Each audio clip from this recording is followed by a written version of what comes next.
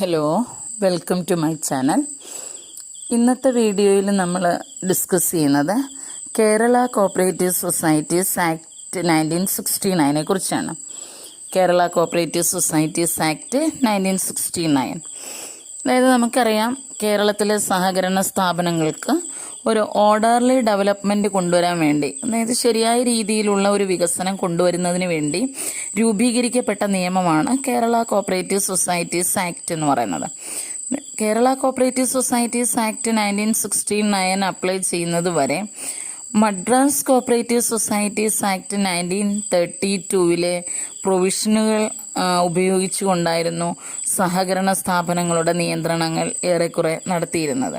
അപ്പോൾ നമ്മൾക്ക് ഇന്നത്തെ വീഡിയോയിലേക്ക് കടക്കാം. Kerala cooperative societies act 1969. Kerala cooperative societies act 1969 എന്ന് പറയുന്നത് ആക്ട് 21 ഓഫ് 1969. അതായത് ആക്ട് 21 കേരള കോപ്പറേറ്റീവ് സൊസൈറ്റീസ് ആക്ടിനെ കുറിച്ച് സൂചിപ്പിക്കുന്നത്.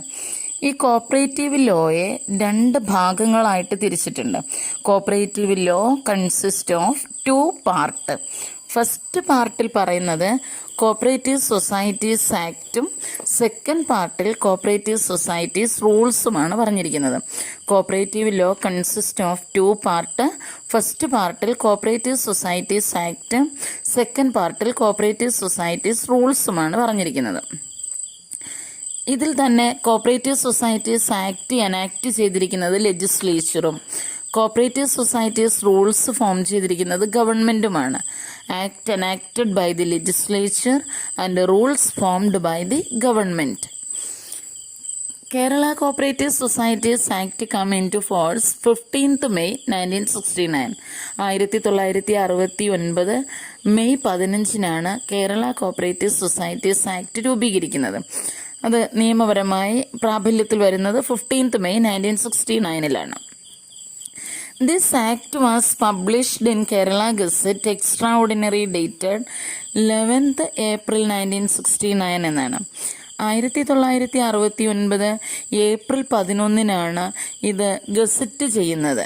1969 ഏപ്രിൽ 11 ഇത് ഗസറ്റ് ചെയ്യുന്നത്. അതിനുശേഷം 1 മാസം കഴിഞ്ഞാണ് സഹകരണ സ്ഥാപനങ്ങളിൽ അപ്ലൈ ചെയ്യുന്നതിന് വേണ്ടി ഇത് തുടക്കം കുറിക്കുന്നത്. 15th May 1969. അപ്പോൾ Kerala cooperative societies act come in to force 15th May 1969. This act was published in Kerala gazette extraordinary dated 11th April 1969. ഇതിൽ 16 ചാപ്റ്ററുകളിലായി 110 സെക്ഷനുകളും 201 റൂൾസുമാണ് കേരള കോപ്പറേറ്റീവ് സൊസൈറ്റീസ് ആക്ടിനകത്ത് ഉൾപ്പെടുത്തിയിരിക്കുന്നത്. 110 സെക്ഷനുകളും 201 റൂൾസുമാണ് കേരള കോപ്പറേറ്റീവ് സൊസൈറ്റീസ് ആക്ടിനകത്ത് ഇൻക്ലൂഡ് ചെയ്തിരിക്കുന്നത്. ഇതിനകത്ത് നമ്മൾ ഫസ്റ്റ് സെക്ഷൻ പറയുമ്പോൾ short title, extent and commencement ആണ്. Short title, extent and commencement. Short title എന്ന് പറയുന്നത് ആക്ടിൻ്റെ പേര് അല്ലേ, കേരള കോപ്പറേറ്റീവ് സൊസൈറ്റീസ് ആക്ട് 1969 എന്നാണ്. എക്സ്റ്റെൻറ്റ് എന്ന് വെച്ചാൽ എവിടെയാണത് പ്രായോഗികമാക്കുന്നത്? കേരളത്തിലാണത് പ്രായോഗികമാക്കുന്നത്. അപ്പോൾ എക്സ്റ്റെൻറ്റ് എന്ന് പറയുന്നത് കേരളം. കമൻസ്മെൻറ്റ് എന്ന് പറയുന്നത് 15th May 1969 ആണ്. അപ്പോൾ short title Kerala cooperative societies act 1969, extent Kerala, commencement 15th May 1969. ഇനി അതിൻ്റെ സെക്ഷൻ 2 ആണ് പറയുന്നത്. 2-ൽ പറയുന്നത് ഡെഫിനിഷൻസ് ആണ്. കേരള കോപ്പറേറ്റീവ് സൊസൈറ്റീസ് ആക്ടിനകത്ത് ഉപയോഗിച്ചിരിക്കുന്ന ടേമുകളുടെ നിർവചനങ്ങളെക്കുറിച്ച് പറയുന്നത് സെക്ഷൻ 2-ലാണ്. 2A ആണ് നമ്മൾ ആദ്യം പറയുന്നത്. Apex society. 2A apex society. Apex society എന്ന് വെച്ചാൽ whole of the state has its area of operation and having members only other society with similar object declared by the registrar എന്നുള്ളതാണ്. അതായത് സംസ്ഥാനം മൊത്തത്തിൽ പ്രവർത്തന പരിധിയുണ്ട്, എന്നാൽ ഒരേ ഒബ്ജക്റ്റോടുകൂടി പ്രവർത്തിക്കുന്നവയാണെന്ന് രജിസ്ട്രാർ ഡിക്ലെയർ ചെയ്തിട്ടുള്ളതുമായ സ്ഥാപനങ്ങളെയാണ് അപ്പെക്സ് സൊസൈറ്റി എന്ന് പറയുന്നത്. ഒരേ ഒബ്ജക്റ്റോടുകൂടി പ്രവർത്തിക്കുന്ന സ്ഥാപനങ്ങളെ അംഗങ്ങളാക്കിക്കൊണ്ട് സംസ്ഥാന തലത്തിൽ പ്രവർത്തിക്കുന്ന സൊസൈറ്റിയെയാണ് നമ്മൾ അപ്പെക്സ് സൊസൈറ്റി എന്ന് പറയുന്നത്. അപ്പോൾ അപ്പെക്സ് സൊസൈറ്റിയുടെ ഏരിയ ഓഫ് ഓപ്പറേഷൻ എന്ന് പറയുന്നത് ഹോൾ ഓഫ് ദി സ്റ്റേറ്റ്സ് ആണ്. മെമ്പേഴ്സ് എന്ന് പറയുന്നത് other society with similar object. ഇതാര് ഡിക്ലെയർ ചെയ്യണം? രജിസ്ട്രാർ ഡിക്ലെയർ ചെയ്തിരിക്കണം. അപ്പോൾ സെക്ഷൻ 2A അപ്പെക്സ് സൊസൈറ്റി മറക്കണ്ട. Section 2A apex society. Apex സൊസൈറ്റിയുടെ area of operation whole of the states. Members എന്ന് പറയുന്നത് other society with similar object. ഇതാര് ഡിക്ലെയർ ചെയ്യണം? രജിസ്ട്രാർ ഡിക്ലെയർ ചെയ്യണം. ഇനി സെക്ഷൻ 2 സബ്സെക്ഷൻ B ആണ് പറയുന്നത് ബൈലോയാണ്. ബൈലോ എന്ന് വെച്ചാൽ bylaw means the registered bylaw of cooperative society for time being in force എന്നാണ്. ഒരു സഹകരണ സ്ഥാപനത്തിൻ്റെ സമയബന്ധിതമായ പ്രവർത്തനത്തിനു വേണ്ടി അവരെഴുതി ഉണ്ടാക്കുന്ന നിയമമാണ് നിയമാവലി എന്ന് പറയുന്നത്. ഒരു സഹകരണ സ്ഥാപനത്തിൻ്റെ ഭരണപരമായ പ്രവർത്തനങ്ങൾ നടത്തുന്നതിന് വേണ്ടി അവരെഴുതി ഉണ്ടാക്കുന്ന നിയമത്തെയാണ് നമ്മൾ ബൈലോ എന്ന് പറയുന്നത്. അപ്പോൾ ബൈലോ എന്ന് പറയുന്നത് കാലാനുസൃതമായ ഒരു മാറ്റം സ്ഥാപനങ്ങളിൽ ഉണ്ടാവും. അതനുസരിച്ച് അവരുടെ നിയമത്തിൽ ഭേദഗതി വരുത്തും. അങ്ങനെ എഴുതി ഉണ്ടാക്കുന്ന നിയമത്തെയാണ് നമ്മൾ ബൈലോ എന്ന് പറയുന്നത്. Bylaw means the registered bylaw of cooperative society for time being in force. ഇനി നമ്മൾ പറയുന്നത് section 2 subsection C circle cooperative യൂണിയനാണ്. സർക്കിൾ കോപ്പറേറ്റീവ് യൂണിയൻ എന്ന് വെച്ചാൽ വകുപ്പ് 88 അനുസരിച്ചാണ് അത് രൂപീകരിക്കുന്നത്. അതിൽ നമ്മൾ പറയുന്നത് സഹകരണ സ്ഥാപനങ്ങളുടെ ഇടയിലുള്ള പ്രശ്നങ്ങൾ അല്ലെങ്കിൽ അവരുടെ പ്രവർത്തനങ്ങളെ ഏകോപിപ്പിക്കുന്നതിന് വേണ്ടി താലൂക്ക് അടിസ്ഥാനത്തിൽ രൂപീകരിക്കപ്പെട്ടിട്ടുള്ളതാണ് സർക്കിൾ കോപ്പറേറ്റീവ് യൂണിയൻ. അപ്പോൾ അതിൻ്റെ കൂടുതലായിട്ടുള്ള കാര്യങ്ങളെക്കുറിച്ചൊക്കെ പറയുന്നത് വകുപ്പ് 88-ലാണ്. ഇത്തരത്തിലുള്ള ഒരു യൂണിയൻ രൂപീകരിക്കപ്പെടുന്നുണ്ട് എന്നുള്ളതിനെക്കുറിച്ച് സെക്ഷൻ 2 സബ്സെക്ഷൻ സിയിൽ വ്യക്തമാക്കുന്നുണ്ട്. സർക്കിൾ കോപ്പറേറ്റീവ് യൂണിയൻ എന്നാണ് പറയുന്നത്. Section 2 subsection C. 2A apex സൊസൈറ്റിയാണ്. 2B ബൈലോയാണ്. 2C circle cooperative union. ഇനി നമ്മൾ പറയുന്നത് സെക്ഷൻ 2 സബ്സെക്ഷൻ D ആണ് സെൻട്രൽ സൊസൈറ്റി. സെൻട്രൽ സൊസൈറ്റി എന്ന് വെച്ചാൽ society having jurisdiction is one or more district but not whole of the state as its area of operation and having members only other society with similar object declared by the registrar. Central society എന്ന് പറഞ്ഞാൽ jurisdiction is one or more district ആണ്. അതായത് ഒന്നോ അതിൽ കൂടുതലോ ജില്ലയെ കേന്ദ്രീകരിച്ചാണ് അത് പ്രവർത്തിക്കുന്നത്. അതിനർത്ഥം സംസ്ഥാനം മൊത്തത്തിൽ പ്രവർത്തന പരിധി ഉണ്ട് എന്നല്ല. അപ്പോൾ പോപ്പുലേഷൻ ഡെൻസിറ്റി ഉള്ളതാണെങ്കിൽ ഒരു ജില്ലയെ മാത്രം കേന്ദ്രീകരിച്ചുകൊണ്ടായിരിക്കും. അതല്ല, അത് കുറവാണെങ്കിൽ ഒന്നോ രണ്ടോ ജില്ലകളെ കേന്ദ്രീകരിച്ചൊക്കെ പ്രവർത്തിക്കാം എന്നുള്ളതാണ്. ഇതിനെ ഒരേ ഒബ്ജക്റ്റോടുകൂടി പ്രവർത്തിക്കുന്ന സ്ഥാപനങ്ങളെ അംഗങ്ങളാക്കിക്കൊണ്ട് ജില്ലയെ കേന്ദ്രീകരിച്ച് പ്രവർത്തിക്കുന്ന സ്ഥാപനമാണ് സെൻട്രൽ സൊസൈറ്റി എന്ന് പറയുന്നത്. Section 2 subsection D central society. അപ്പോൾ 2A apex society, 2B bylaw, 2C circle cooperative union, 2D central society.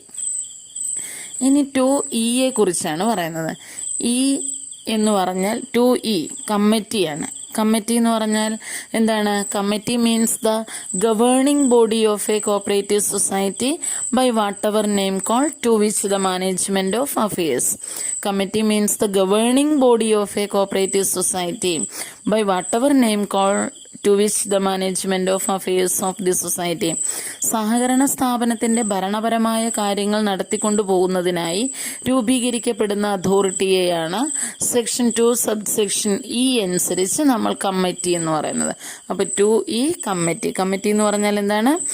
Governing body of a cooperative society.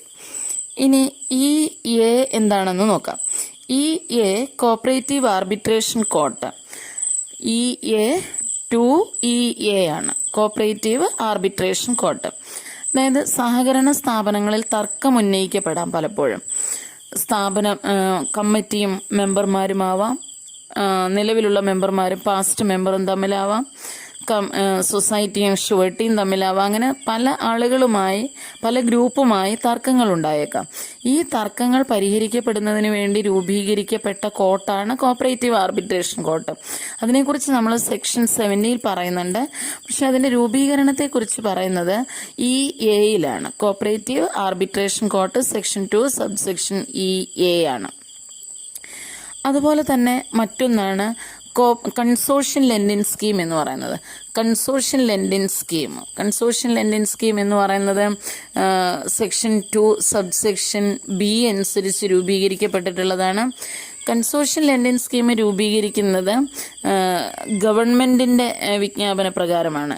കൺസോർഷ്യൽ lending scheme formed by government by providing loans for infrastructure development of the society.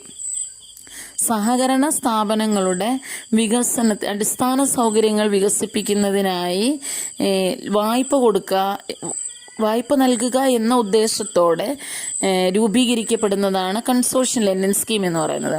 സഹകരണ സ്ഥാപനങ്ങളുടെ അടിസ്ഥാന സൗകര്യങ്ങൾ വർദ്ധിപ്പിക്കുന്നതിന് വായ്പ നൽകാൻ വേണ്ടി രൂപീകരിക്കപ്പെട്ടിട്ടുള്ള സ്കീമാണ് കൺസോർഷ്യൽ lending scheme എന്ന് പറയുന്നത്. ഇത് ഗവൺമെൻറ്റിൻ്റെ വിജ്ഞാപന പ്രകാരമാണ് രൂപീകരിക്കുന്നത്. അപ്പോൾ ഈ ഒരു ഫണ്ടിൻ്റെ രൂപീകരണത്തെക്കുറിച്ച് സൂചിപ്പിക്കുന്നത് സെക്ഷൻ 2 സബ്സെക്ഷൻ EBയിലാണ്. കൺസോർഷ്യൽ ലെൻഡിങ് സ്കീം എന്തിനാണ് അത് ഉപയോഗിക്കുന്നത്? Providing loans for infrastructure development of the society. അപ്പോൾ നമുക്ക് ചോദ്യം വന്നേക്കാം, സഹകരണ സ്ഥാപനങ്ങളുടെ ഇൻഫ്രാസ്ട്രക്ചർ ഡെവലപ്മെൻറ്റ് മെച്ചപ്പെടുത്തുന്നതിന് വേണ്ടി, ഇൻഫ്രാസ്ട്രക്ചർ ഡെവലപ്മെൻറ്റിന് വേണ്ടി ഏത് ഫണ്ടാണ് ഉപയോഗിക്കുന്നത്? കൺസോർഷ്യൽ ലെൻഡിങ് സ്കീമാണ്. ഇതിൻ്റെ ഡീറ്റെയിൽഡ് ആയിട്ടുള്ള കാര്യങ്ങളെക്കുറിച്ച് പറയുന്നത് സെക്ഷൻ 57Cയിലാണ്.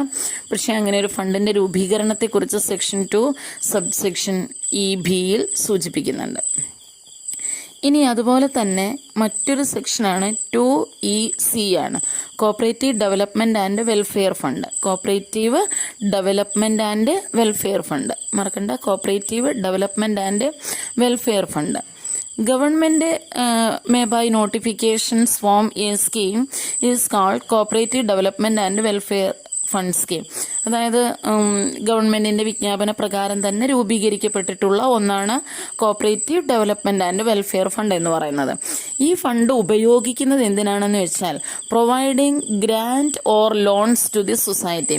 ഏതെങ്കിലും സഹകരണ സ്ഥാപനങ്ങൾ സാമ്പത്തികമായി പ്രതിസന്ധി അനുഭവിക്കുന്നുണ്ട്, അവർ സിക്കായിക്കൊണ്ടിരിക്കുകയാണെങ്കിൽ അവർക്ക് ഗ്രാൻറ്റ് അനുവദിച്ചു കൊടുക്കുന്നതിനോ അല്ലെങ്കിൽ അവർക്ക് വായ്പ അനുവദിച്ചു കൊടുക്കുന്നതിന് വേണ്ടിയിട്ടൊക്കെ പണം ഉപയോഗപ്പെടുത്താൻ മുന്നേ തന്നെ രൂപീകരിച്ചു വയ്ക്കുന്ന ഒരു ഫണ്ടാണ് cooperative development and welfare fund എന്ന് പറയുന്നത്.